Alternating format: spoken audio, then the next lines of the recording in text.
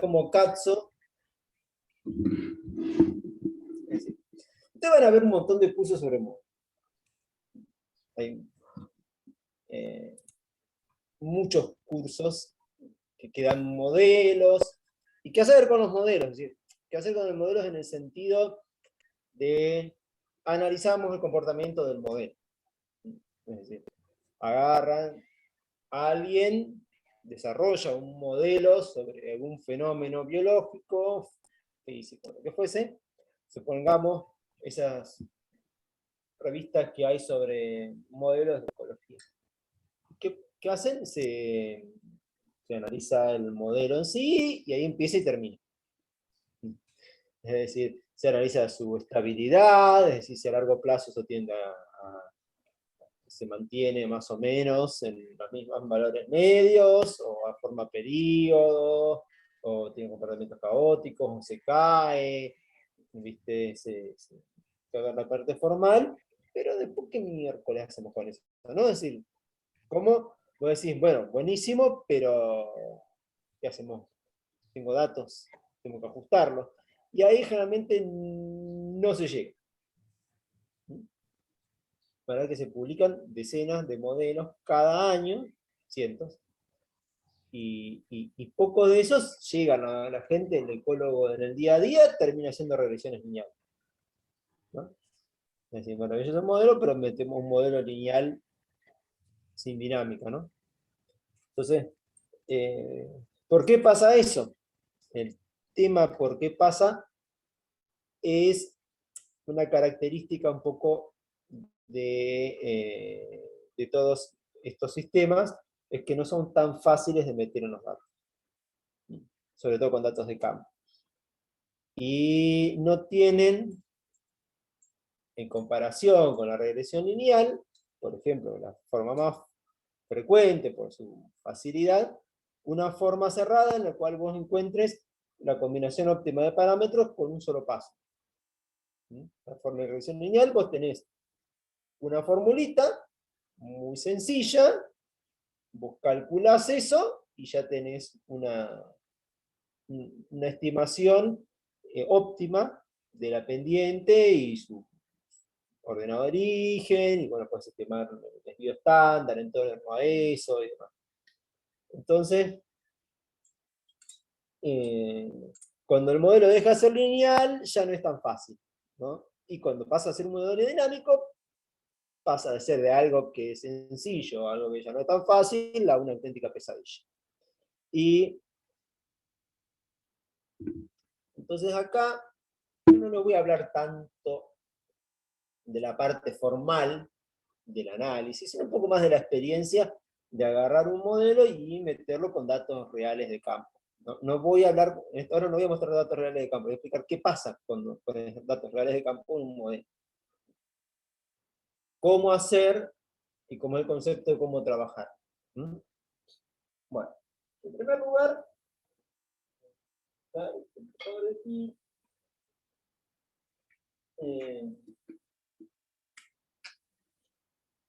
vamos a imaginarnos que tenemos acá una serie de datos de campo de alguna variable de interés. Por ejemplo,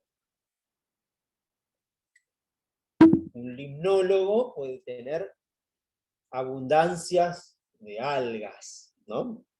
En total o por especie o lo que sea, ¿no? O, por ejemplo, un entomólogo puede tener alguna estimación de abundancia de alguna especie que le interese, algún insecto, y así abundancias. ¿No? Estamos en dinámica poblacional. Dinámica poblacional requiere estimaciones de abundancia. Sin estimación de abundancia no tenés dinámica poblacional. O puede ser biomasa, que vendría a ser más o menos lo mismo, o alguna estimación de la cantidad que hay de alguna especie de determinado ser vivo, o grupo de especies, en un determinado lugar.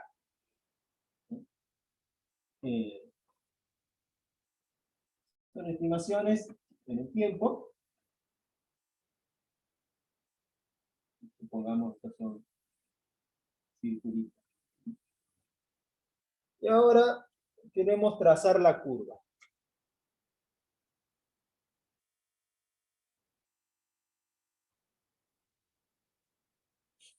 Entonces, ¿qué hay que hacer? Tenemos que minimizar lo que sería la función de error. Es decir, la distancia que hay entre el punto y la curva. Que sería como una especie de media en torno al bueno, estamos en el tiempo. Ahora trabajamos siempre con sistemas dinámicos, así que siempre el eje X va a ser tiempo. Y ahora más siempre va a ser tiempo, ¿no? Esto va a ser N, ¿no? Un estimado de abundancia, es decir, N en función de T. Si no es tiempo, ya es otra cosa, ya no son sistemas dinámicos, necesariamente.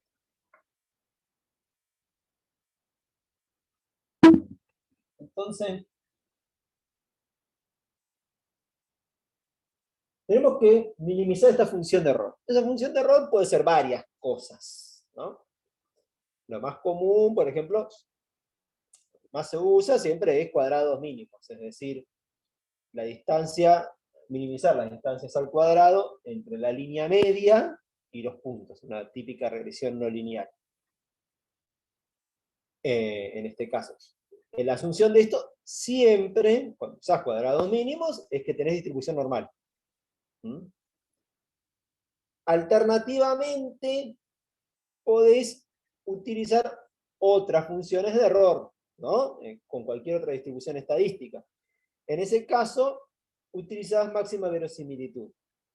Si es distribución normal, máxima verosimilitud y cuadrados mínimos conducen al mismo resultado. Si no es normal, bueno, no necesariamente. En caso de trabajar con máxima verosimilitud, la forma más sensata de ajustarlo es minimizando la función de deviance, la desviación, ¿no? Si se puede invertir el signo, porque máxima verosimilitud implicaría aumentar al máximo, pero bueno, le metes un menos y se convierte en una minimización, ¿no? Pero lo más razonable es utilizar la deviance, que es menos 2 por el logaritmo de la función de verosimilitud. Así. Vamos a poner deviance, ¿no? Mi b es igual a menos 2 logaritmo de la función de verosimilitud. Que se usa como insumo para calcular todos los índices de información, de Akaike, el BIC, Schwartz, y lo que venga. En todo caso,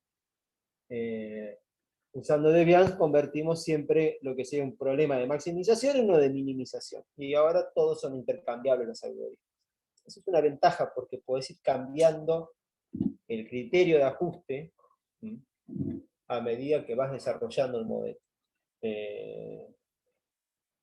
Generalmente, más allá de que no siempre todo tiene distribución normal, conviene empezar a veces con cuadrados mínimos porque es muy sencillito. No te complicas la vida con eso en el principio, y después a medida que vas avanzando, te vas pasando a, por ejemplo, si la función es acotada, en lugar de un cuadrado mínimo que es una normal, le metes una beta, por ejemplo, ¿no? Eso sería lo más razonable con índices de vegetación. O si no, un elogit normal, que es una normal aplicado sobre la transformada de elogit. Y bueno, y hay miles de variantes, ¿no? Puede ser Poisson, si son números, ¿no? Binomial, si son unos pocos números, ¿no? Sobre todo si son presencias y ausencias. Bueno. Ahora tenemos resuelto el problema. El problema es minimizar el error. Hasta ahora es una típica regresión. Ahora vamos a ver cuáles son las peculiaridades de esto. Bueno, en primer lugar, parece una pavada y no aparece en ningún libro. En primer lugar, estamos calculando una trayectoria, y lo estamos haciendo por integración numérica. La diferencia de hacerlo entre integración numérica y hacerlo con un modelo ya en su forma cerrada, es decir, ya que viene integrado analíticamente, es que no podemos calcular directamente el valor en cada punto.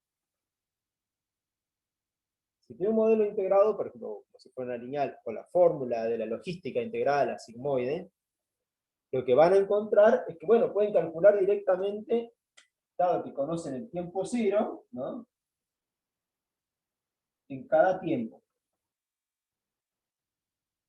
¿no? Entonces tienen los diferentes tiempos. Lo hacen directo, si tienen la suerte de tenerlo. Pero como les dije, vamos a trabajar con sistemas donde esto no ocurre. ¿Mm? Es extremadamente compleja la fórmula o lo que fuese que esté pasando. Y entonces ahora lo que vamos a tener es que tenemos que calcular secuencialmente desde el tiempo cero en adelante para obtener la curva. ¿Entienden la diferencia?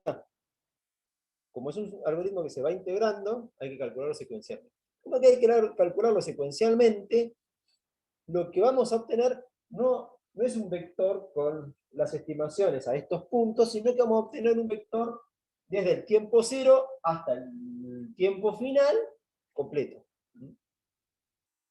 Y entonces tenemos que encontrar, parece una pavada, pero no lo es, encontrar en el vector los diferentes tiempos. ¿Entienden? Entonces, lo primero que tienen que tener antes de hacer el ajuste, bueno, lo tienen que tener en cuenta cuando están haciendo el ajuste, si no, no lo van a poder hacer, es tener un vectorcito con los índices. Es decir, en qué posición del vector que da la curvita naranja, ¿no? Es decir, estos puntos acá, ¿dónde están? Por ejemplo, si este tiene 10.000 datos, porque recuerden que son integraciones a tiempos muy pequeños. Entonces, si ustedes tienen 10.000 datos, tienen que encontrar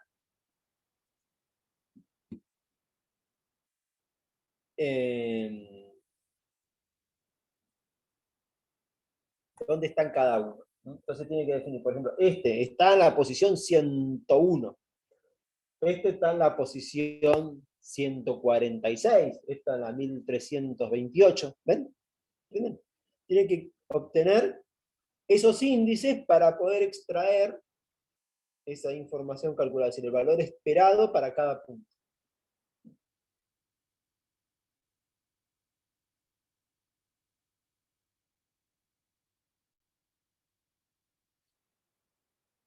La desventaja de todo esto es que, claro, es complejo, porque tenés que, le metés un paso más de complejidad a todo, ¿no?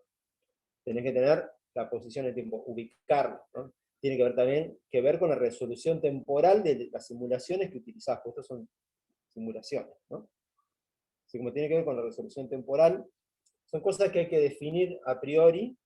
No quiere decir que uno no le pueda cambiar la resolución, pero sabes cuando arrancas que tenés que empezar a definir la relación entre la resolución del modelo y la de tus datos.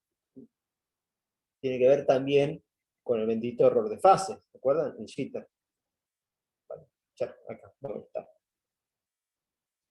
Entonces, eso no figura en ningún libro.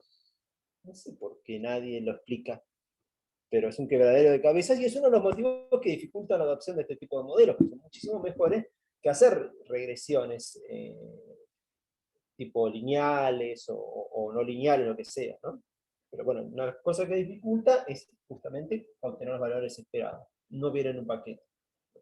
Hay que armarse un índice. La gran ventaja es que no nos importa la distribución de los datos en el tiempo. No tiene por qué ser que espaciado, que es una diferencia con modelos estadísticos de análisis de series temporales. Vos podés tener los datos distribuidos como quieras. En realidad, vamos a ser claros, siempre conviene, no que esté espaciado, pero que haya una razonable distribución a lo largo del tiempo. Una razonable distribución a lo largo del tiempo significa que no queden grandes agujeros y después todos los datos estén amontonaditos al final y al principio, ¿no? Porque sería como tener 2 puntos nomás.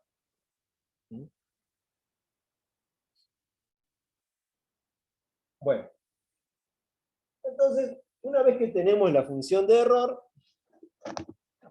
es decir, ¿qué tenemos la función de error? La función de error vendría a ser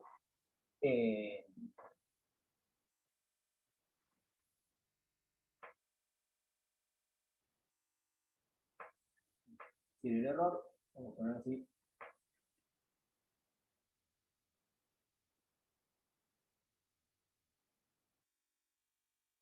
vendría a ser igual a realmente una suma de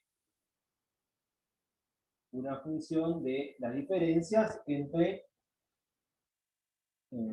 observados menos esperados en el tiempo. Así. ¿Por qué pongo una función? Porque acá tenemos la función del error, es una suma, ¿no? Y esto es una f, una función determinada, que es alguna operación que se hace sobre la diferencia entre lo observado y lo esperado. Una operación clásica vendría a ser elevarlo al cuadrado, ¿no? Y ahí depende de cada distribución. No nos vamos a meter en las distribuciones estadísticas. Hay decenas y para todos los gustos. Entonces, puede ser desde una estimación de la función de verosimilitud, puede ser simplemente el valor absoluto de las diferencias, ¿no? Lo que sea. El asunto es que el error, en general es una función positiva, ¿no? Se trata de minimizar. Si es de Bianchi puede ser que no sea necesariamente positiva, puede volverse negativa, ¿no? Porque recuerden que es una suma de logaritmos. En todo caso, llegamos a esto. Y lo que tenemos que hacer es minimizar esto.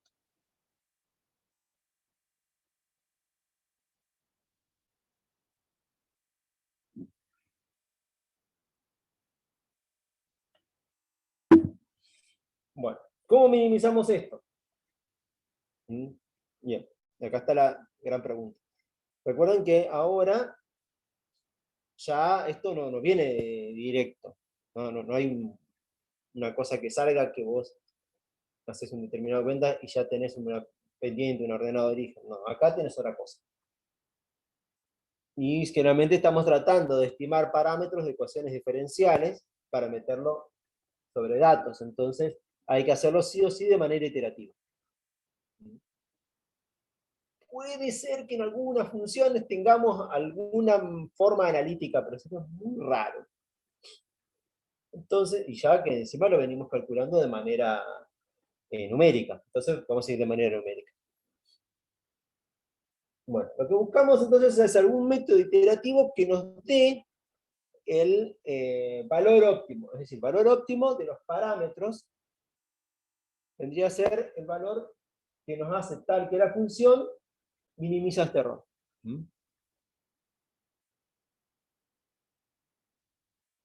Bien.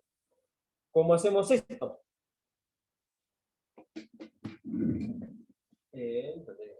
Borrado.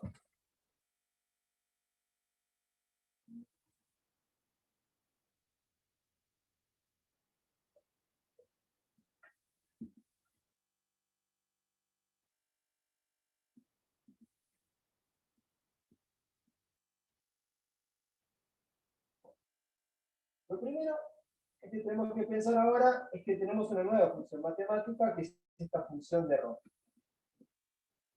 Y esta función depende de los parámetros. Imaginémonos ahora una curva de crecimiento sigmoidal.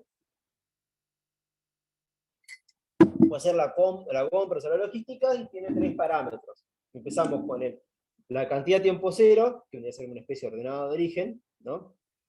Es decir, serían las condiciones iniciales. Si tuviésemos una sola población, sería una sola variable, pero pueden haber tantas como poblaciones hay, ¿no? Esas serían las condiciones iniciales, y después los parámetros del modelo. Entonces tenemos el f de N0, vendría a ser el R y el K. Esto es una típica curva de crecimiento como la que se utiliza en producción animal, ¿no? Estamos hablando de un sistema donde los parámetros no cambian en función del tiempo, tenemos una cantidad fija a lo largo, ¿no? Vamos a hacerlo sencillo, no vamos a complicar por ahora las cosas. Entonces tenemos 3 parámetros y tenemos que encontrar esta combinación de los 3 tal que la curva es hacia la más cercana posible a los puntos.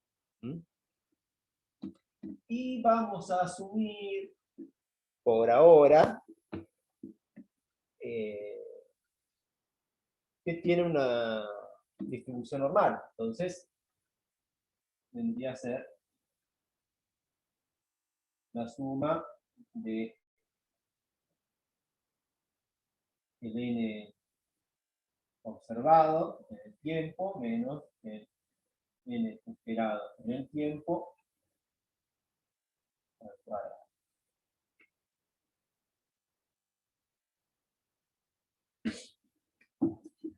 Entonces buscamos minimizar esta función. ¿Cómo hacemos? Bueno, hay muchas maneras de hacerlo. Hay muchos algoritmos de optimización. Podemos dividirlo básicamente en 2 grupos. Digamos, modelos, bueno, métodos estocásticos y métodos determinísticos. Mi experiencia es que los métodos estocásticos son bastante mejores para hacer buenas estimaciones, pero en el curso se alargaría, nos terminaríamos volviendo locos con eso. En cambio, vamos a ir con los métodos determinísticos, que son menos estables en el sentido de que no... que se puede ir a cualquier lado con la estimación de los parámetros, pero eso hay que tener mucho cuidado. Los estocásticos también, pero son un poquito más robustos ante este tipo de situaciones.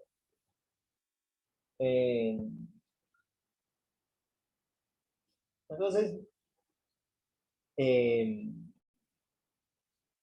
ahora vamos a trabajar con métodos determinísticos, y dentro de los métodos determinísticos vamos a trabajar en los métodos basados en gradientes, es decir, los métodos de Newton. Hay otros, pero no. Vamos, hay tantos como sabores tienen los helados, es decir, hay muchos. No voy a decirles cuál es el que les sirve, no, depende del problema, es el tipo de método que tienen que usar. Pero siempre en estos tienen un requerimiento, y es que son muy sensibles a lo que llamaríamos mínimos locales, ¿no? Entonces hay que empezar con una buena estimación es decir, lo más cercana posible a ojo de dónde puede estar la combinación de parámetros, porque si no te va a dar cualquier cosa. Entonces, ahora imagínense que simplemente vamos a ajustar un parámetro, ¿no?, de estos 3, y acá tenemos el error, acá con epsilon minúscula, y acá tenemos diferentes valores de la condición inicial de N0. Entonces, los mínimos locales vendrían a ser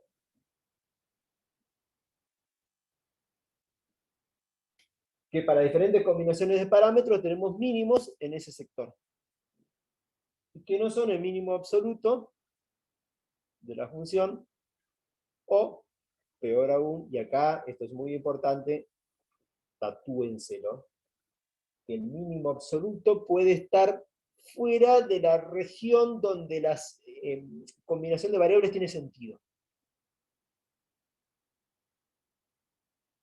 O mínimo local, la misma.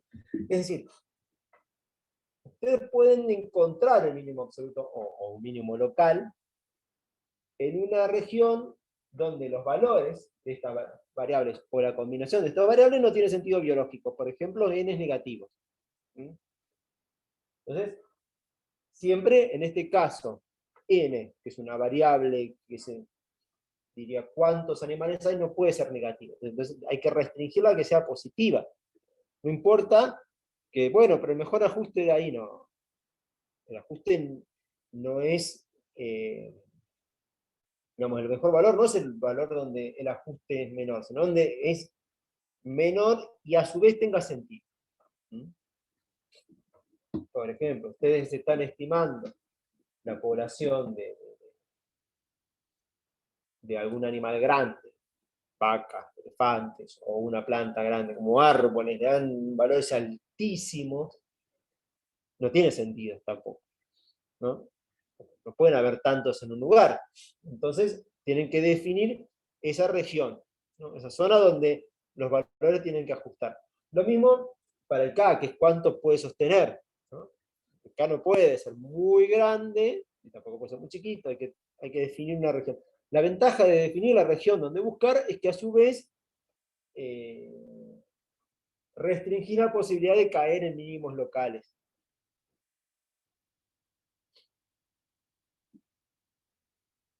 El R, por ejemplo, que la tasa intrínseca de crecimiento, puede ser positiva o negativa. Un R negativo te diría que tendería a decrecer la población. Pero no puede ser demasiado negativa, ¿no? En general es positiva. Porque además, imagínense, que si bien un R negativo les puede ayudar a modelar momentos en que la población está bajando, ¿qué pasa si la población en algún momento está muy alta y está por arriba del K? ¿Se acuerdan? La función de la logística, ¿no? Vamos a poner acá.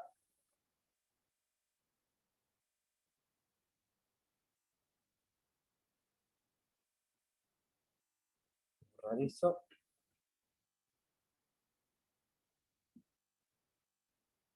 Tiene NR por 1 menos K sobre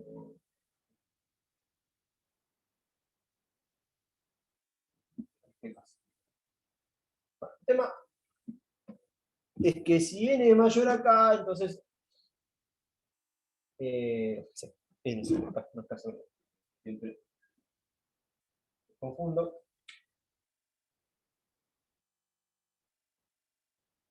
Si K es mayor a n, digo, n es mayor a K, este término se vuelve negativo, lo cual indicaría que decrece. Pero si el R es negativo, el signo se vuelve positivo, y aún estando por arriba, crece.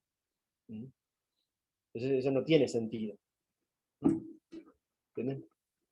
El R puede ser negativo solo en caso de que la población o el tamaño del individuo sea pequeño. Entonces, tienen que siempre ir llevando, esto les pongo como un ejemplo, pero tienen que ir llevando el sentido de los parámetros, ¿no? Tienen que tener una lógica.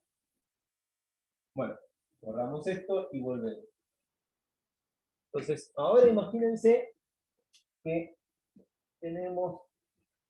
estamos en la región donde esto tiene sentido, y tenemos una forma de la función de minimización. Tenemos acá unas típicas. Entonces, y estamos parados.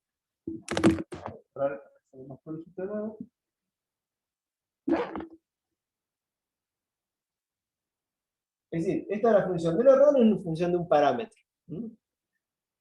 ¿Sí? Y estamos aquí. Entonces tenemos que ir hasta acá.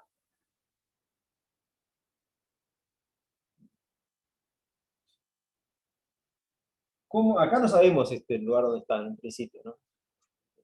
Una manera, bueno, tac, tac, tac, tac, trazar cientos de valores y encontrar el mínimo y ir buscando por allá. Bueno, entonces la manera más eficiente es estimar la derivada de esa función de error en este punto.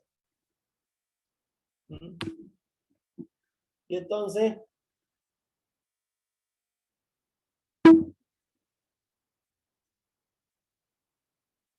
una vez que tenemos la derivada, definimos un paso, un salto, en el cual, por el cual un tamaño salto que multiplicamos por la derivada para saber el siguiente lugar.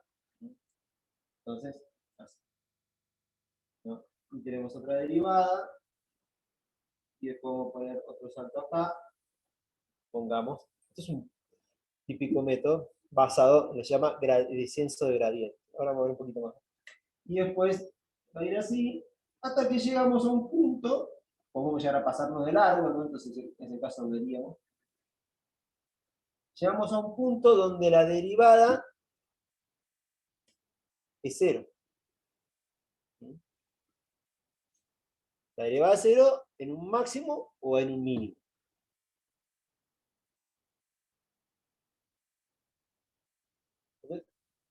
Estos son los métodos de Newton, no es exactamente el método de Newton. Ahora vamos a ver un poquito más. Cuando tenemos varios parámetros, en lugar de tener una derivada, tenemos una derivada por parámetro. Una derivada parcial por parámetro. Y esto deja de ser esta curvita para estar en un volumen, porque tenemos ahora 3 parámetros. Entonces imagínense que estamos en lo que llamaríamos un espacio de parámetros. Tenemos que caminar por ese espacio de parámetros. Entonces, para cada punto tenemos una derivada parcial por parámetro. Y eso nos da un vector. Ese vector que contiene las derivadas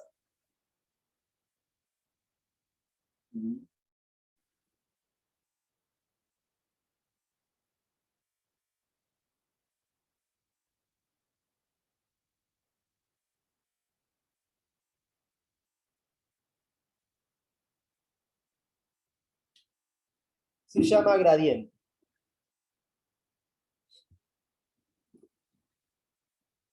¿Van siguiendo?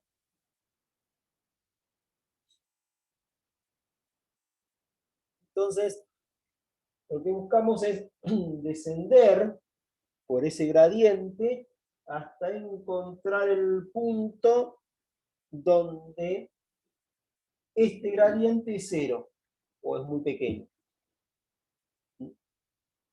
Para los efectos prácticos pequeños. Octavio, te paso una consulta. ¿Sí? La función esa, la de error, no es una función analítica a la que le vas a poder calcular la derivada. Vas a tener, me imagino, una serie de puntitos. Sí, ¿Cómo calculas la derivada? ¿Con una diferencia finita, algo así? hay varios métodos. Generalmente cuando vos te metes en las rutinas que hacen, lo calculan por el método de diferencia finita o de las secantes, ¿no? Ok. A mí no me gusta mucho. Yo últimamente lo que hago es calculo varios puntos en ese lugar y tiro una parabólica. Bueno, Es más robusto. Ahora vamos a ver los porqués de todo esto. Bueno, dale. Gracias. entonces este método está bueno, pero es poco eficiente. Es poco eficiente por varios motivos. Uno, de que el máximo gradiente, que es lo que hacemos cuando usamos esto, no es necesariamente la dirección óptima para encontrar el límite. Eso se debe a que si usamos solo el gradiente, vamos a tener un problema porque vamos a asumir que todas las variables estas son independientes entre sí. ¿Mm? ¿Entienden? Significa que un cambio en una variable no afecta a las otras, ¿no? Si tenemos una que son todas independientes entre sí, perfecto, entra. Pero si no, va a dar una vuelta. Lo va a encontrar eventualmente, pero va a ser lento.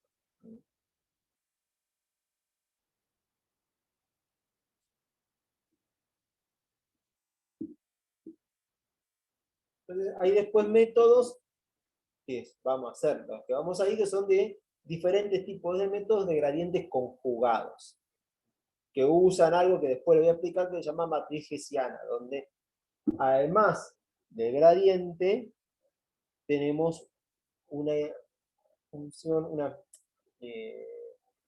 funciones que nos indicarían el ángulo del gradiente, hacia dónde hay que torcer, debido a la correlación entre las variables. Tiene buenísimo porque nos permite al final estimar los errores, pero eso vamos a ir después. Pero antes de ir a eso vamos a ver un poquito más. Entonces, los métodos estos usan el descenso de gradiente y además se aproximan buscando con esa función, esa matriz llamada matriz hessiana, ¿sí? Que es la que nos daría en ese punto el gradiente, digamos, el gradiente y el ángulo del gradiente. Pero más allá de eso, los pasos de esto, es importante, por eso lo digo de esta manera, tienen, digamos, la forma, la curva tiene una cierta curvatura, una forma que no es una recta, no es que termina así, ¿no? Sino tiene en torno a este punto, todas las funciones de error suelen suavizarse. Ven como acá. Si suelen suavizarse, se pueden aproximar, por eso yo uso una parabólica, en este sector a una cuadrática. No es exactamente igual, pero justo en esa zona se la puede aproximar con una cuadrática.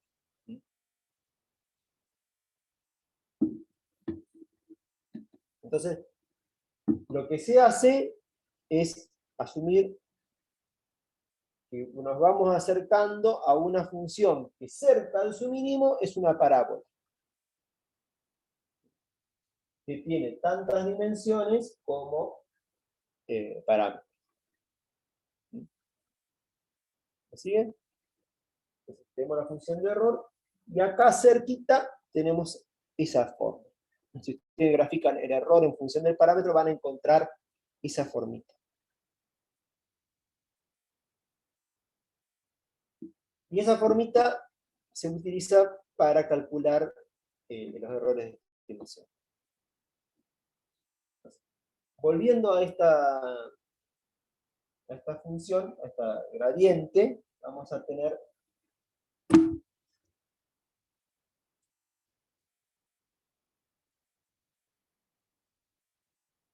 la matriz hessiana.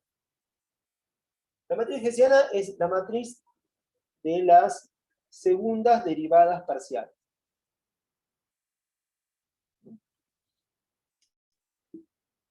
Entonces acá tenemos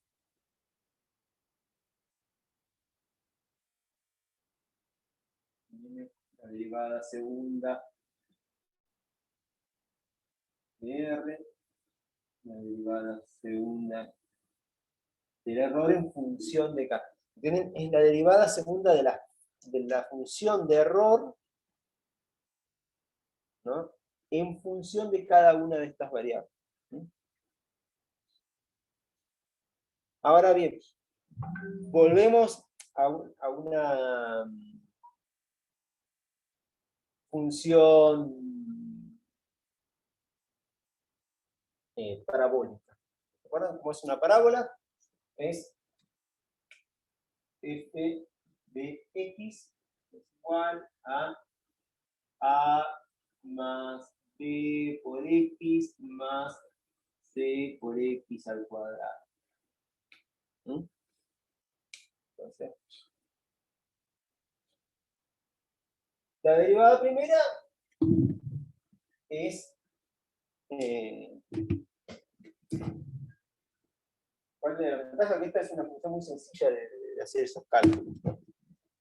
La derivada primera es p más dx sobre 2. ¿No? O era 2x. Juan, ¿te acordás?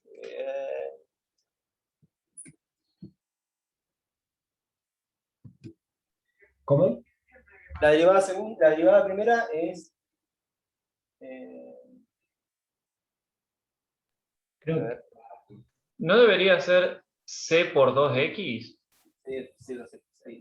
Ahí está. Siempre tengo 2x. Y la derivada segunda es...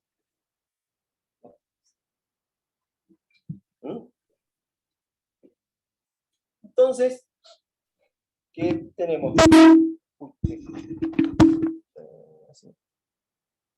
¿Se sigue oyendo? Pues se me cayó el micrófono recién. Bueno, entonces, esta es la derivada segunda. ¿Qué nos dice? Que en este punto, la derivada primera es 0. ¿No? Entonces el gradiente es 0. Y tenemos solo las derivadas segundas. Las derivadas segundas, ¿qué tienen que ser? Para saber que estamos en el mínimo, esto va bajando y pasa a subir. Entonces, como si baja y pasa a subir, es que la pendiente, ¿no?, va incrementándose. Pasa a ser negativa a ser positiva. Entonces la derivada segunda debe ser positiva. Todas las derivadas segundas deben ser positivas. Si todas las derivadas segundas son positivas, estamos en un mínimo. Si no, no estamos en un mínimo.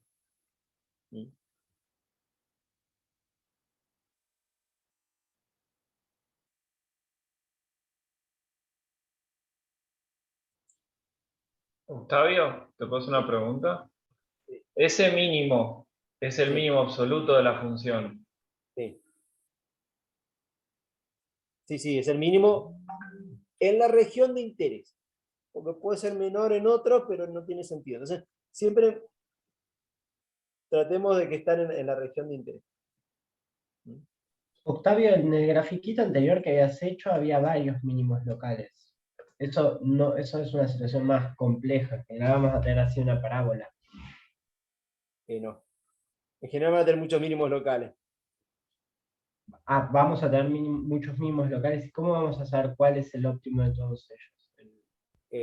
A priori no hay manera de saberlo. Ok, listo. Tienes que probar muchos puntos de arranque, ¿no? A los efectos que puso vamos a trabajar pensando que estamos cerca de un mínimo local. Pero ustedes sepan que hay que probar muchos puntos de inicio, ¿no? Los métodos estocásticos son un poco más robustos en torno a esto, pero son un poco más complicados para calcular los errores. Ahora vamos a ver cuál es la lógica de esto, ¿no? Entonces tenemos las derivadas segundas. Y a su vez tenemos la derivada parcial, es decir, las derivadas parciales segundas, ¿no?, entre cada uno de los pares de variables.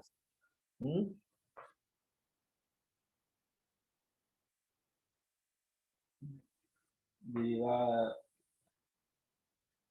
K, derivada RK, ¿no?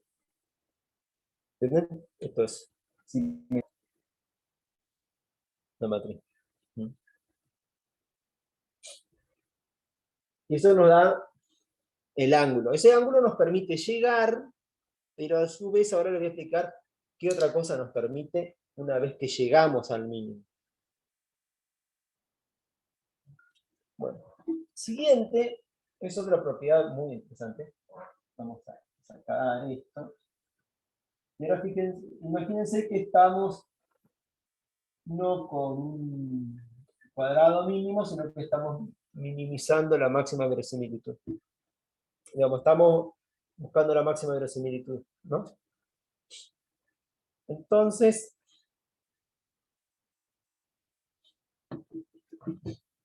si buscamos la máxima verosimilitud es al revés, es una creciente, ¿no? Pero ahora le ponemos un signo menos. Entonces, máxima verosimilitud es buscar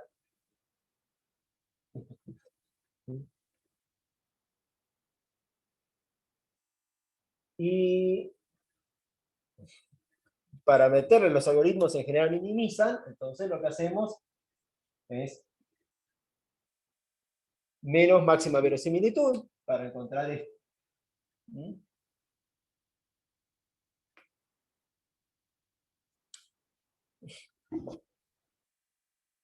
Entonces, más allá de cuál sea la función de error, vamos a obtener en general una cuadrática. Entonces, las distribuciones de los parámetros van a estar condicionadas por esa cuadrática. Ahora, fíjense, imagínense una función, ¿no? Se llama menos x al cuadrado. Está la menos x al cuadrado. ¿Qué pasa si a menos x al cuadrado se lo eleva, se saca esta otra función? Se hace el antilogaritmo de menos x al cuadrado. ¿Lo conocen ahora? E a la menos x al cuadrado. E a la menos x al cuadrado, dado que e a la 0, entonces, y e a la menos infinito, tendríamos e a la 0. Entonces, tenemos una función que va entre 0 y 1, ¿no? Y que en 0 como una función, una forma sigmoidal, y después cae sigmoidalmente de nuevo. Es decir, y a la menos x al cuadrado es la curva normal, que con algunas correcciones se hace que en el momento tenga una integral 1.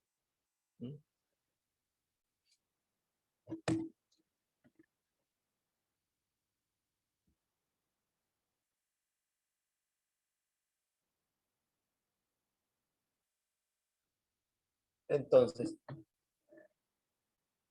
y si acá le ponemos un c,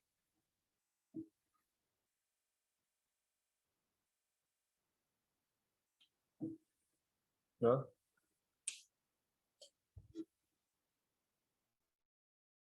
Tenemos que la derivada son 2c.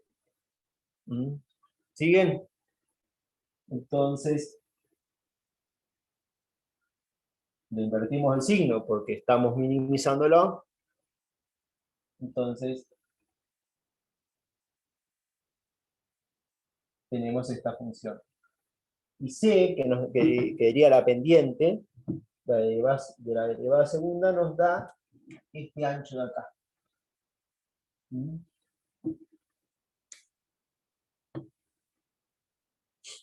Este ancho de acá, ¿no? Recuerdan lo normal, ese ancho de ahí es la varianza.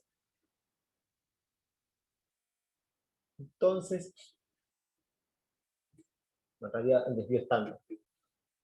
Acá tendríamos una matriz de varianzas y covarianzas, si la invertimos.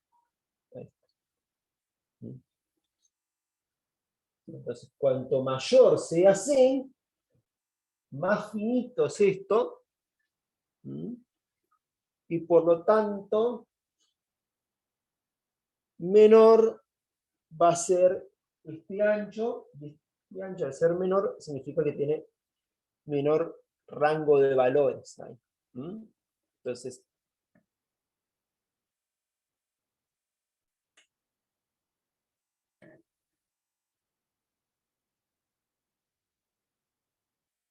al cuadrado es igual a 1 sobre ¿Mm?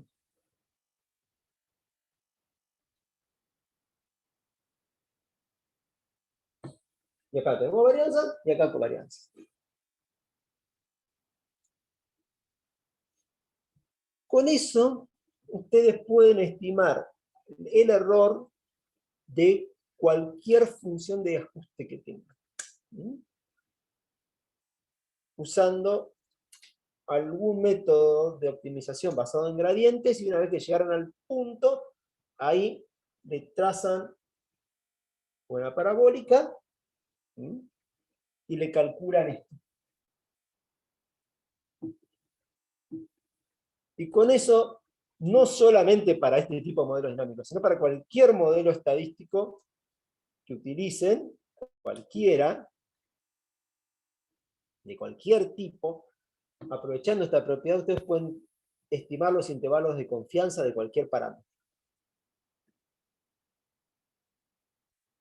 Tiene una ventaja, es que ya se independizaron de cualquier paquete, ¿no? Es decir, ustedes tienen algo, algún método, lo que sea, entonces, bueno, si estoy en el óptimo, en el mejor ajuste, en ese punto juego tocando un poquito, calculo la matriz hessiana y obtengo el error de estimación, es decir, más o menos tanto, 95, es decir, 1.96 para obtener el 95%, ¿no? Con eso obtienen la diagonal, y tienen las covarianzas entre los parámetros. Entonces, cuando ustedes juegan con eso, es una buena idea tratar de proveer este tipo de información.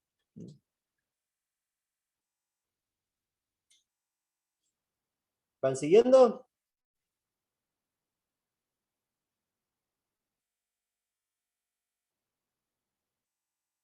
Sí, Bueno, fue más rápido de lo que pensaba. 35. Bueno, vamos a borrar acá.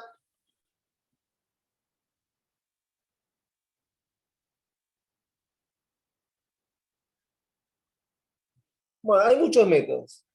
Algunos proveen, al final de cuentas, la matriz hessiana, otros no, los que no lo proveen, hay que hacer el cálculo aparte, ¿sí? Para tener error, una vez que llegaron al mínimo, ¿no? Es decir, al mínimo, es decir, la combinación óptima de valores. ¿Mm?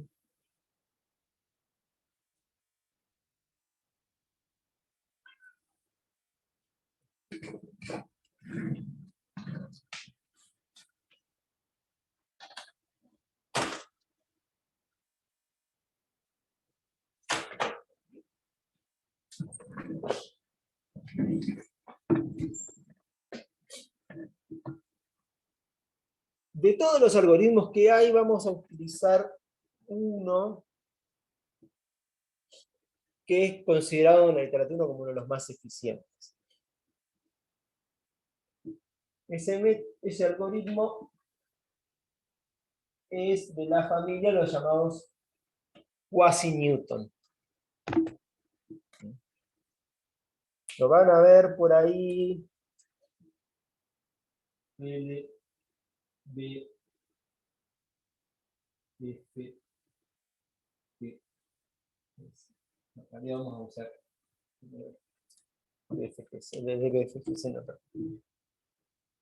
el BFGS, que son los iniciales de los que lo desarrollaron, 4 personas diferentes, llegaron más o menos al mismo resultado con poco tiempo de diferencia, nos da una ventaja, y es que no tenemos que calcular la matriz hessiana a cada paso, porque eso se hace muy largo el cálculo, ¿no? Sobre todo cuando va aumentando el número de parámetros. Entonces, recuerden que esto tiene los lados es tanto como número de parámetros. Por eso, piensen, como lo habían contado al principio del curso, de un modelo que tenía 45 parámetros. ¿Se imagina la estimación de esta matriz con un modelo de 45 parámetros? Es decir, 45 por 45, ¿no? Hagan la cuenta cuántos serían, ¿no? Sí, solo la diagonal es 45, ni hablar las covarianzas y demás. Vamos a tratar de evitar esos modelos tan complejos. Pero BFGS es un modelo que parte del gradiente. Así como que esto fuera todo uno. Y parte del gradiente, y a medida que va calculando, que se va acercando, pasa de convertirse en un descenso de gradiente a convertirse en un sistema de descenso de gradiente conjugado. Y al final, de todo, nos tira una estimación de la matriz hessiana. ¿Mm?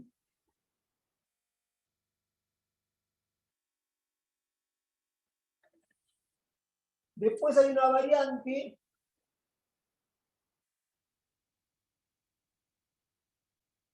que van a encontrar mucho por ahí, que hace todo este cálculo como si tuviese una matriz hessiana, pero sin tenerla nunca. Y es para casos en los cuales tenés muchos parámetros. ¿Mm? Por ejemplo, si tenés un modelo que tiene 100 parámetros, una matriz de 100 por 100, es decir, 10.000 parámetros, sería muy pesada, ¿no? Entonces, esto es para utilizar con memoria limitada.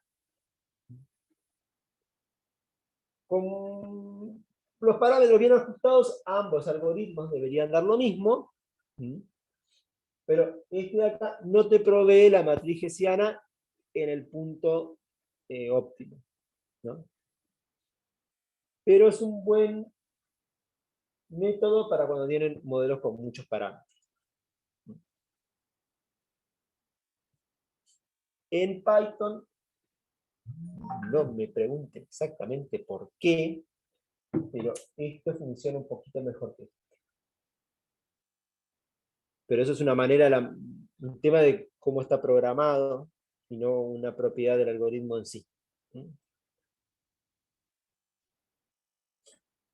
Bueno, entonces vamos a usar este, hay muchos otros, hay muchas maneras, hay muchos otros, esto es una de todas, este es considerado como un estándar, ¿no? Que ustedes usan esta, en el paper no les pueden decir nada.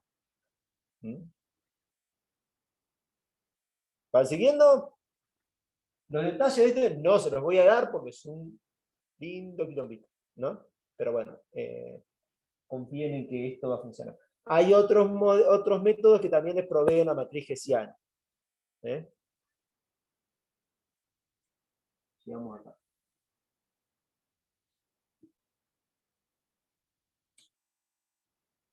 ¿Cómo opera? Bueno, buscando los gradientes y descendiendo.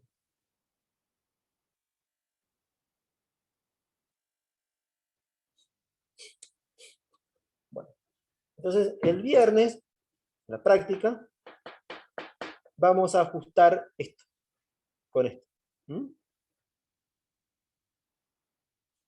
Bueno, ahora vamos a tomarnos un descansito, antes del descanso cualquier duda, y después vamos a ir al paso que sigue, ¿no? Aprovechando que fue un poquito más rápido de lo que pensaba, podemos ir al paso que sigue. Yo tenía pensado que esto iba a durar más, entonces en realidad no tenía preparado. Pero bueno, vamos a tener una hora más y vamos a empezar con en realidad el título del curso, ¿no? Que ya les dije que vamos a medio a pasar de largo, es decir, vamos a trabajar un poco este tema, ¿no? Y después vamos a pasar a lo siguiente, porque esto no es exactamente lo que necesitamos, aunque, esto es importante, es medio como que se puede decir que esto es la madre que parió a todos. Todos los métodos de análisis de series temporales estadísticos, ¿no? En el dominio del tiempo, es decir, que no se transforman por Fourier, sino que se mantienen indexados en el tiempo, todos los métodos que hay son variaciones de esto, que es el filtro de Kalman.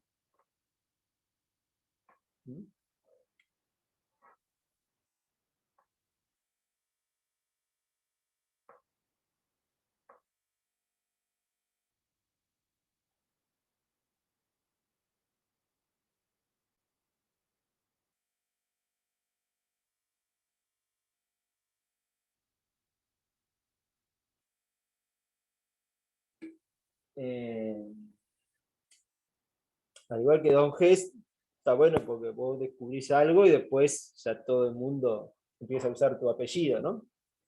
Que el apellido de este señor no es filtro, ¿no? Bueno, Don Kalman, como que ha fallecido porque debería tener como 100 años ahora, era un ingeniero que trabajaba en la NASA en los años 50 y 60. Pero en esos 50 no existía la NASA, ¿eh? Era la NACA, después se convirtió en la NASA. Pero bueno, este ingeniero estaba ante un dilema. Ellos tiraban las naves espaciales, que pueden ser satélites o sondas espaciales que se van a dónde, y tenían una buena estimación de dónde podían llegar a estar a partir de los parámetros de la órbita. Además, piensen que estamos en millones de kilómetros, ¿no? Y una cosa tan chiquita, ubicarla a millones de kilómetros, tienen que tener una estimación muy buena, ¿no? Piensen en el error que tenemos nosotros acá con cosas que están en la Tierra, bueno, allá en el espacio, gracias a eso, ese espacio y la presión es casi cero, en ese caso no tienen rozamiento, entonces tienen una precisión muy buena, ¿no? Pero bueno, no estaban exactamente donde ellos calculaban, o mejor dicho, estaban por ahí, pero no exactamente ahí. Y a su vez tenían los instrumentos para determinar su posición, que le decían que estaba por ahí, pero no exactamente ahí, y eso no era exactamente igual al lugar donde se estimaba que tenían que estar. Había una discrepancia, ¿no? Entonces tenemos una discrepancia entre lo predicho, ¿no? La posición predicha, que seguiría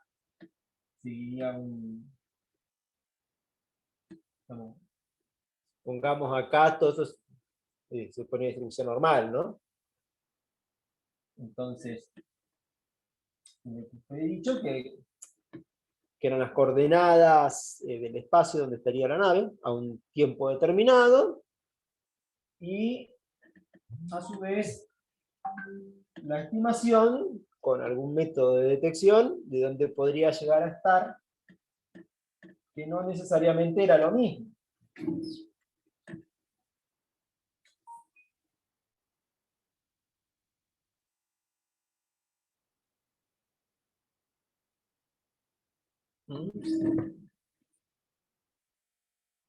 Que venía a ser la observación. Entonces, ¿qué hacemos con estos dos? ¿No? ¿Qué hacemos? Básicamente ese era el tema y eso es un poco todo esto.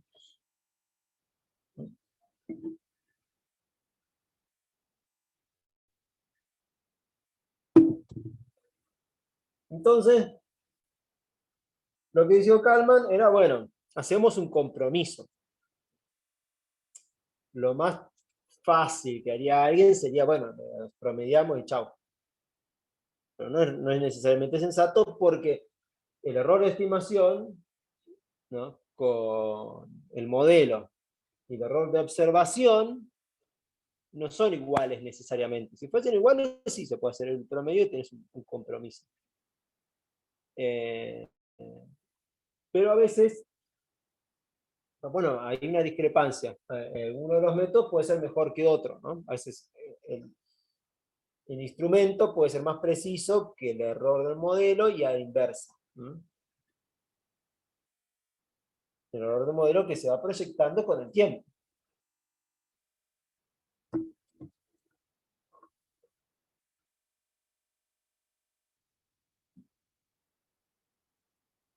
Entonces, básicamente,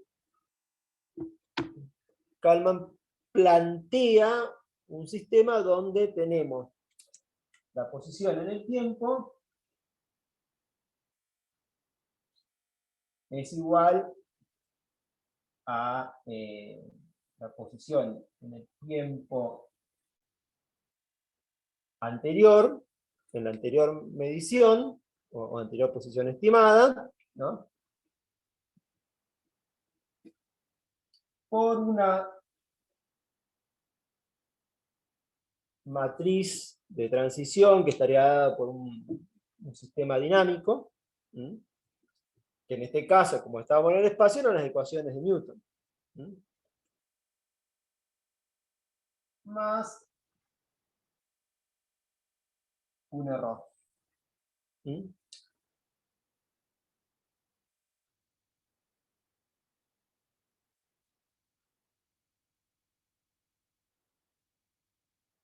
Entonces tenemos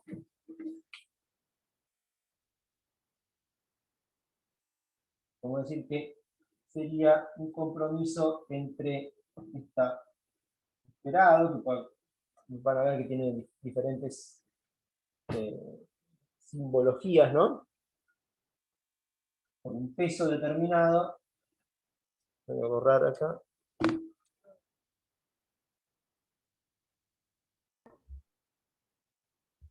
Octavio, una consulta. ¿Cuál es el subíndice de la segunda X? T-1. Perfecto. Es decir, vos tenés una observación en un tiempo t, y decís, de esa observación, digo que de allá fue hasta tal lugar, y esa es la siguiente observación. El F Tenés, sería el modelo, digamos. ¿qué? El F sería el modelo que te proyecta una observación en un tiempo a otra. Claro, sí. Modelo el que fuese, ¿no? El que fuese.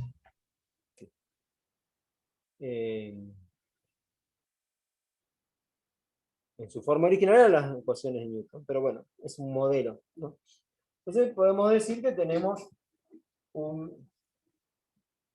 digamos, una X estimada, ¿no? Por un peso, más una X observada por otro peso. Este es básicamente el concepto. Después van a ver, yo ahora no lo tenía preparado al detalle para darlo hoy, así que podemos aprovechar un poco para ir más a la parte conceptual de esto, después vamos bien en la próxima clase, bien los detalles de cómo se calculan cada una de estas cosas. El tema es que estos pesos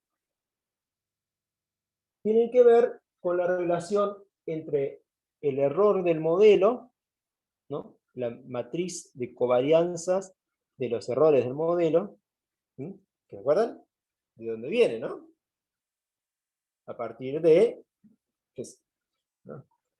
Y la matriz de covarianza de los errores de medición, ¿sí? Que también viene. Entonces, tenemos una ponderación entre esas dos matrices, ¿sí? Que si tenemos mucho error de medición, entonces le damos más peso al modelo, y si tenemos poco error de medición, le damos menos peso al modelo respecto de la observación. A la larga, la sucesión de observaciones nos va a dar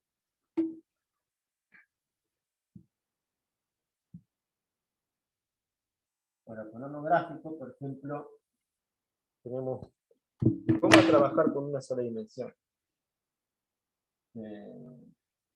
Dinámica poblacional, tenemos una especie que nos interesa, tenemos N, tenemos el T, y tenemos una serie de observaciones, ¿no?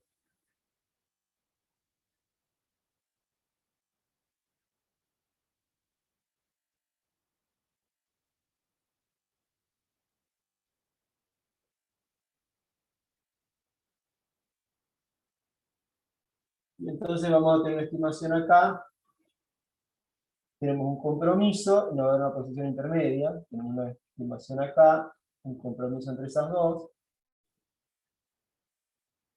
¿Mm?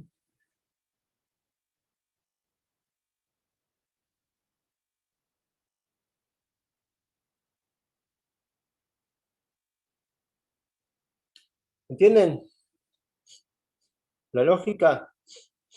Tenemos observaciones que vamos haciendo secuencialmente, estamos siempre parados en el último lugar.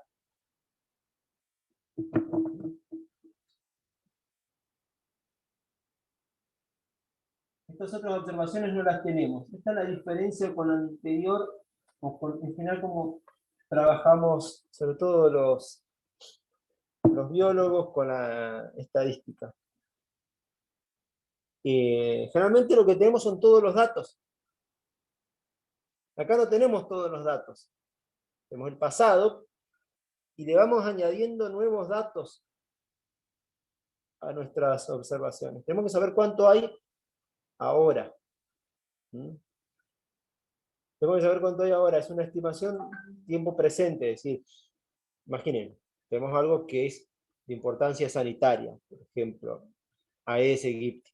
Tenemos que saber cuánto Aedes aegypti hay. No nos importa, sí, no podemos esperar al final de la temporada para ajustar la curva y decir, bueno, en febrero teníamos una cantidad enorme de Aedes aegypti y por eso tuvimos una epidemia de dengue. Sí, no lo podemos hacer eso. Tenemos que saber en febrero, y si es posible en realidad en enero, cuánto va a haber en febrero.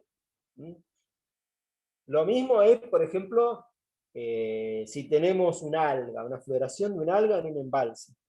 Entonces tenemos que saber ahora lo que tenemos. Esa es una diferencia importante. Con muchos grupos, mucha gente, ante la imposibilidad de trabajar con esto, van esperando tener todos los datos. Bueno, hacemos un muestreo durante el año y decimos, bueno, este año se te murieron todos los animales porque no tenían agua. Sí, ya está, con esa, ya sabés que no tuviste agua, ¿no? Porque se te secó el acuífero, porque tuviste poca lluvia. Entonces, ahora lo que tenemos que hacer es trabajar en tiempo real. ¿Entienden la lógica ahora?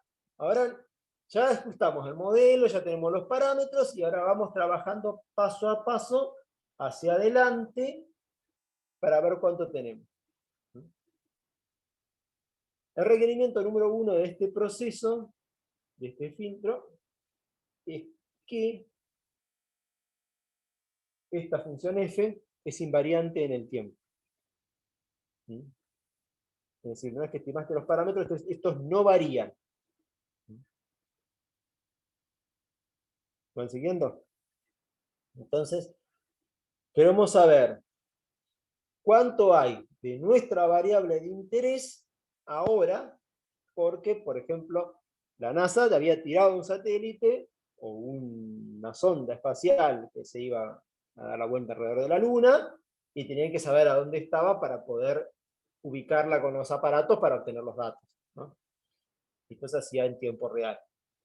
Bueno, daba la vuelta alrededor de la Tierra, así que tenían que, al menos una vez al día, apuntarle al lugar donde estaba.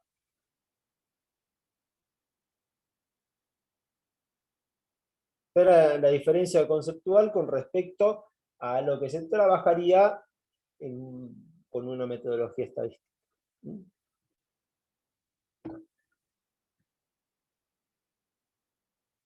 Vamos a hacer un pequeño zoom.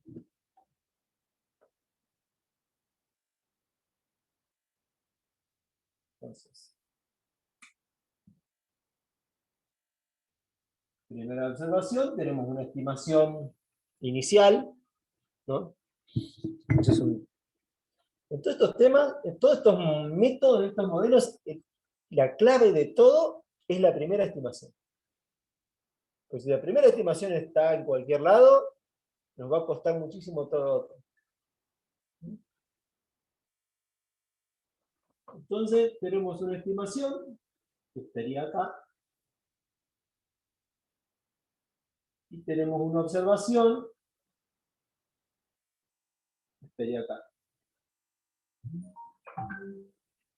¿Mm? Y tenemos un punto de compromiso. Entonces, en este punto de compromiso, actualizamos la variable de estado. ¿Mm? No los parámetros. La variable de estado, es decir, la posición o la abundancia, ¿no? Por ejemplo, decimos, en tal lugar donde tenemos una trampa, la especie que nos interesa, que vendría a ser tal insecto, tal bicho, tal planta, tiene una abundancia tanto. ¿Mm? Eso es lo que calculo que hay, lo que nos dice la observación es que tiene una abundancia distinta, hago un compromiso entre las dos, ¿no? Si tenemos varias especies, ya es un vector de variables de estado, ¿no? Y ahí hago la estimación a t más 1.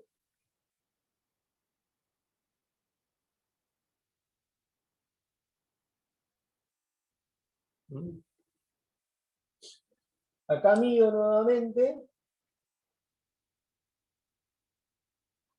pongamos que subestimamos un poco. ¿Qué pasa si el error de medición es mucho más grande, ¿no? Entonces, si el error de medición es mucho más grande, entonces la estimación va a estar más cerca de lo predicho por el modelo. Lo que importa es que, por mucho que el modelo por ahí esté equivocado, y los puntos sean, se no tiene que estar equivocado demasiado, porque si no nos va a complicar todo el algoritmo, pero si las estimaciones que tienen un error mayor, suele ser que la medición tiene un error mayor que el modelo. A partir de una sucesión de observaciones, el peso que se le va dando a la observación, por muy pequeño que sea, te va torciendo, entre comillas, el modelo hacia las observaciones. Por mucho que el modelo, por ejemplo, partimos de un modelo que esté mal, no demasiado mal, que esté con una posición equivocada, y que es muy preciso, pero tenemos unas estimaciones muy divergentes, con el tiempo eso va a converger, ¿no? Como que vas ajustando el modelo dato a dato. Sí. Pero no los parámetros del modelo, simplemente la variable de estado. Después vamos a ver métodos para así actualizar los parámetros, ¿no? Hacer todo esto a la vez.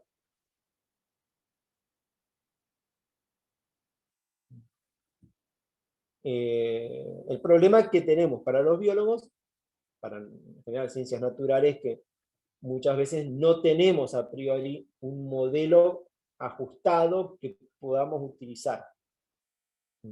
¿Esto? Pero bueno, vamos a asumir que ahora sí tenemos, de un trabajo previo nuestro, o de la literatura, tenemos un modelo ajustado que podemos utilizar, y para cada uno de los parámetros tenemos un error, y entonces podemos hacer una proyección.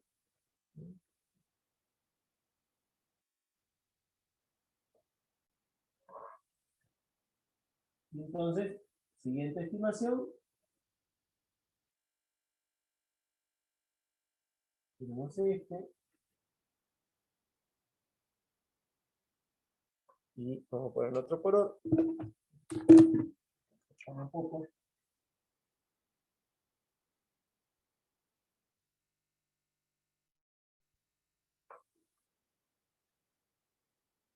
Imagínense que, bueno, si bien el modelo, por ejemplo, vuelve a subestimar,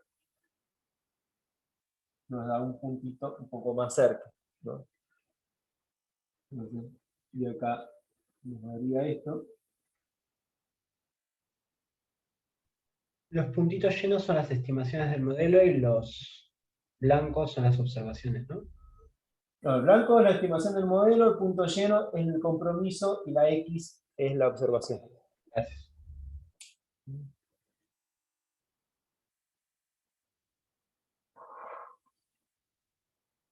Entonces,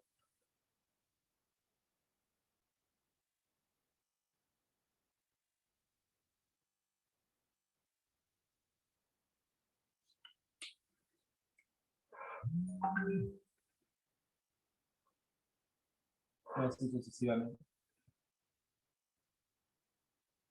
Digamos que si el modelo está en un principio sesgado por una estimación de las condiciones iniciales un poco distinta, la coherencia de las mediciones nos haría que converjan, ¿no? Cuanto más peso tiene el modelo, más suavizada va a ser la estimación, ¿no? Y va a tardar más tiempo en converger por esto, ¿no? Por esta suavidad que se le da. A su vez, si la observación tiene más peso, lo que vas a obtener, más peso que el modelo, vas a obtener una cosa mucho más irregular. Eso lo vamos a ver. Ese error del modelo o de las observaciones se asume constante en el tiempo, ¿no? Esa matriz de covarianza de los errores, o eso también va variando. Bueno, en un principio, en su forma básica, se asume que las dos son constantes. Ok. Es decir, los parámetros y la estructura de los errores son constantes, en su forma básica. Después hay montones de variedades. Si ustedes ven las variantes de filtro de Kalman, son cientos. Es decir. Pero todos siguen esta misma lógica y siguen esta como propiedad markoviana. La propiedad markoviana, es decir, dice que el estado a tiempo tanto depende solo del estado anterior, no de dos estados anteriores, solo del inmediato anterior, ¿no? Entonces, esto es un proceso markoviano.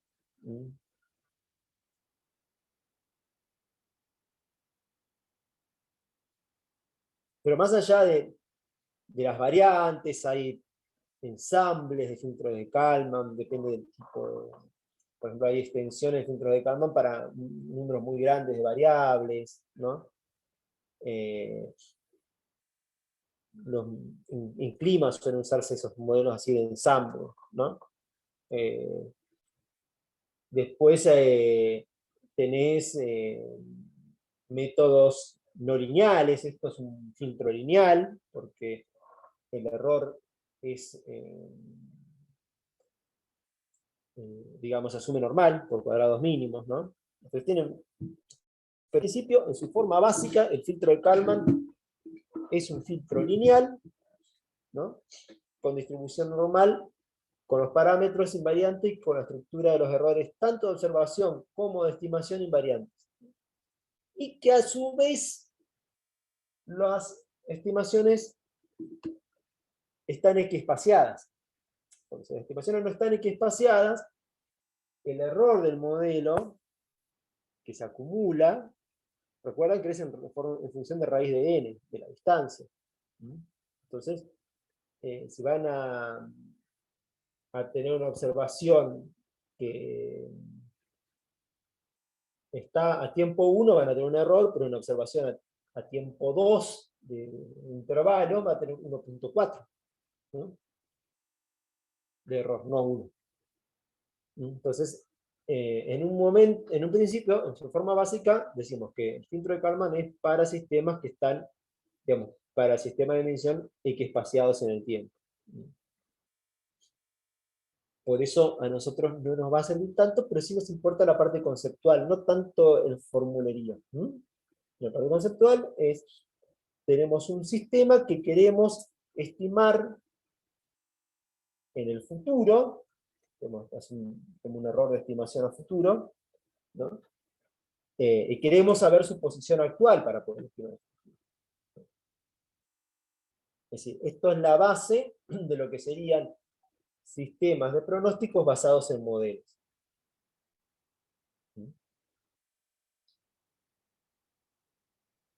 Lo que van a ver a veces en cursos de análisis de series temporales, como lo que suelo dar yo mismo también, es que métodos como el ARIMA y demás son en sí mismos filtros de Kalman.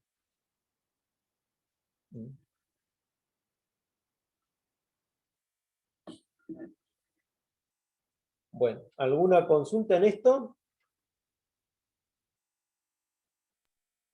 No, todo acá.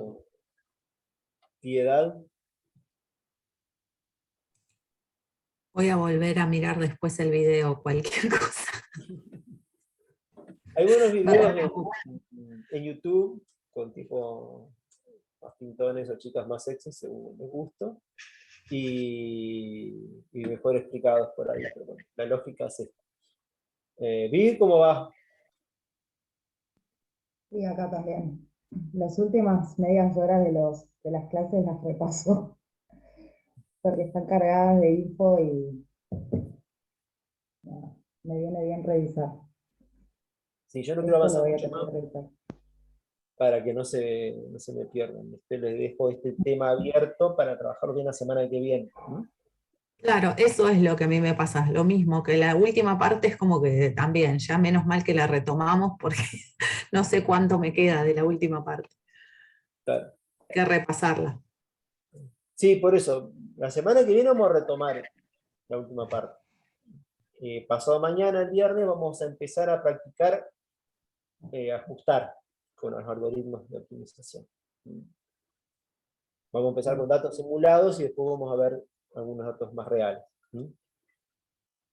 Juliana, También ahí, vamos, despacito entendiendo. Tomás, No, no, lo mismo que todos, me parece. Es mucha información y el cerebro se va desgastando, pero creo que bien. bien. Juan estuvo hablando bastante, así que veo bien por dónde va. Sebastián, Yo creo que hoy bien. Estoy tratando un poco de imaginarme todo esto, cómo yo lo voy a usar para mis datos, digamos. Eugenia, Ahí como las chicas, cuanto más veces lo repitas, creo que va quedando más consolidado. creo que lo que importa es un poco esto. La idea del curso en sí es como no trabajar un curso de modelos, esto, que pueden verlos en otro lado, ¿no? Ni tampoco un curso de alguna estadística un poco más sofisticada, sino vamos a trabajar más la idea que es mi trabajo en realidad, o lo que más me gusta hacer, que es pensar sistemas de pronóstico para toma de decisiones en última instancia, ¿no? Todo sistema pronóstico es para toma de decisiones, sino para qué querés pronosticar, ¿no? Entonces, es clave cuando vos pronosticás, bueno, podés o no tener un modelo. Si no tenés un modelo, podés usar un método estadístico, en general ARIMA, y si tenés un modelo, bueno, utilizás esto. Básicamente todos, aunque pueda parecer alguna otra cosa, tienen la misma lógica. Los ARIMA tienen la misma lógica que esto. Son de hecho modelos. De uso más general, pero son modelos. Entonces nos permiten estimar, y lo que tenemos es las observaciones a tiempo presente, es un compromiso entre lo que nos daría el modelo, ¿no? Y lo que observamos, ¿no? La diferencia con otras lógicas, cuando vos ya tenés todos los datos, es que la estimación puntual en un momento es como la mejor combinación de parámetros del modelo, dado todos esos datos para ese momento, ¿sí? Dado que tenés un error, pero así, suponés que eso es invariante. Acá no tenemos la suerte de tener todo, estamos en la punta. Y,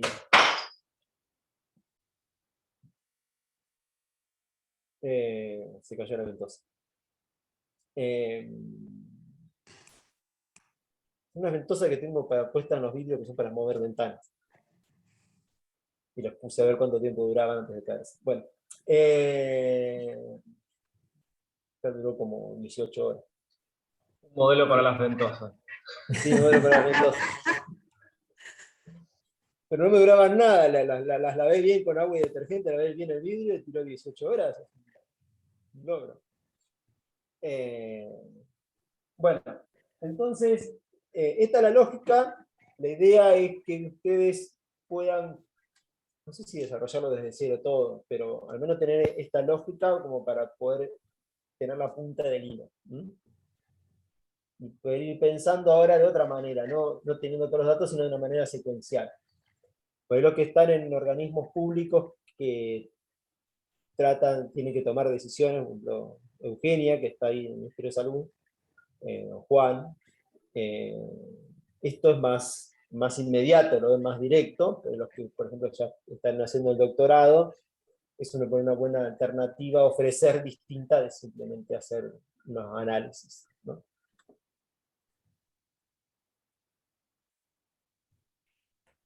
No, bueno. Bueno. Octavio, ¿te puedo hacer una sugerencia para el viernes? Igualmente, capaz que no